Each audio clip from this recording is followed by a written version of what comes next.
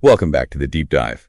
Today we're looking past the idea of just collecting antiques. Right. We're going deep into what it actually takes. The expertise needed to bring mechanical history back to life, functionally. Exactly. And that authority, it isn't earned by just dusting something off for a shelf. Yep. Our source material tonight really focuses on the work of this one workshop, Papa Joe's, and it defines expertise as three key things. It's painstaking research, mechanical revival, and finally, aesthetic preservation. And I love how they break that down. They call it the three pillars. The three pillars, yeah. The workshop, the homestead, and the passage. It really helps you wrap your head around the different challenges. It does. It clarifies the specific problem the restorer is trying to solve with each object. Okay, so let's dig into that first one, the workshop. This is the heavy-duty stuff, right? Yeah.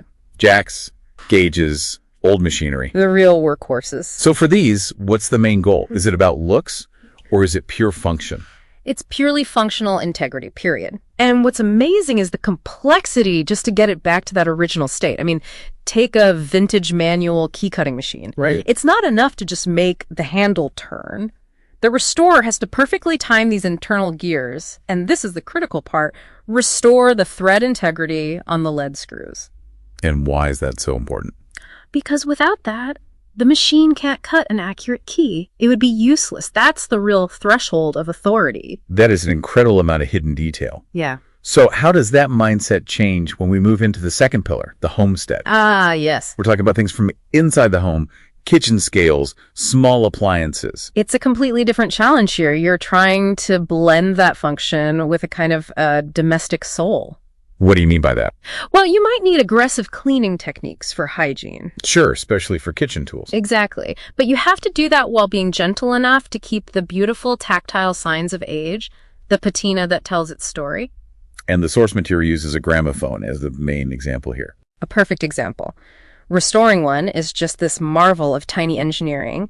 You have to completely disassemble the spring-driven motor, Wow. clean out all the decades of dried, gunked-up grease, and then lubricate it with very specific modern oils. Wait. Modern oils for an antique. Yes, that's the key. It's the only way to get the speed governor to maintain perfect, steady RPMs. So the pitch of the music is correct. So the pitch is perfect. Then, of course, you have to restore the delicate diaphragm and the stylus. Every single piece has to work together. Okay, this brings us to the final pillar. And this one is fascinating. Pillar the third, the passage. This is stuff related to travel, marine, railway, extreme industrial use. Right, things that were built when lives literally depended on the mechanism not failing. So what's the core skill here? It's really about system decryption. You have to be able to decipher these highly specialized, incredibly durable systems. Okay, like what? Think about a vintage foot-operated bellows, an industrial tool. Right. Restoring it means you have to carefully dismantle the whole leather and hinge mechanism, treat that aged leather so it doesn't crack, and then restore the foot pedal linkage so it generates consistent, controlled airflow. It's all about control and reliability. And you see that same philosophy in things like the Siemens wall-mounted telephone they mention.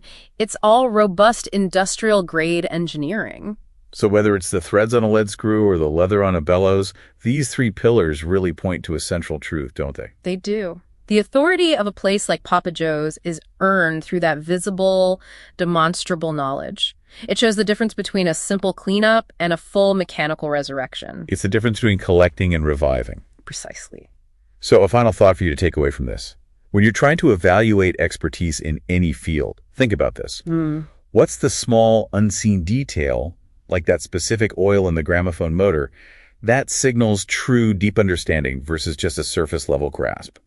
Try to look for the hidden mechanics beneath the polished exterior.